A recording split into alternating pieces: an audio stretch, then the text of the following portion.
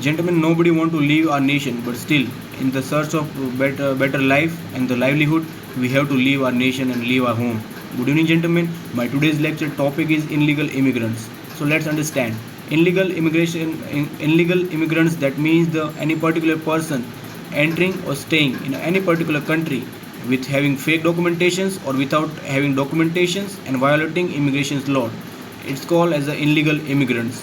There are various types of illegal immigrants: entering without documentations, staying without documentations, or having living with fake documentations, as well as overstaying on visa, as well as being part of the human trafficking system.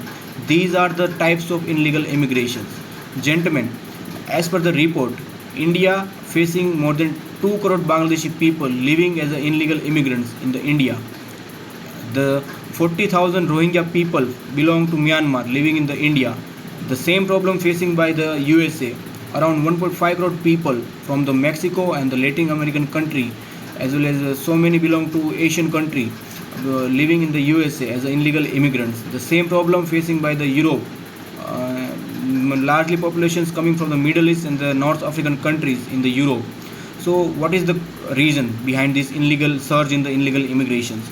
Gentlemen, the economic as well as the political instability, as well as the crisis and the poor economy, these are the basic reason behind the surge in the illegal immigration. And how it impacting a particular country. Gentlemen, the surge in the illegal immigrations, it's burden the economy of the particular country, as well as it also threatening for the democracy of that particular country, as well as it's also puts that country on internal security threats. These are the basic impact of the illegal immigrations. And what are the challenge now? Talking about the challenges.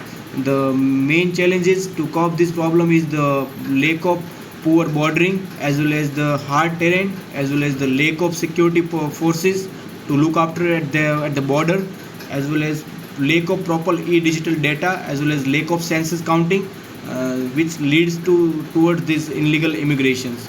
Now, how we can cope this solution, gentlemen?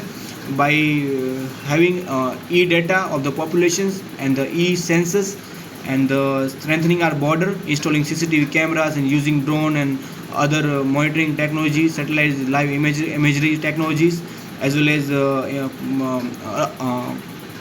providing and allotting extra forces to look after at our border. This is how we can cope this problem of illegal immigration. Thank you, gentlemen.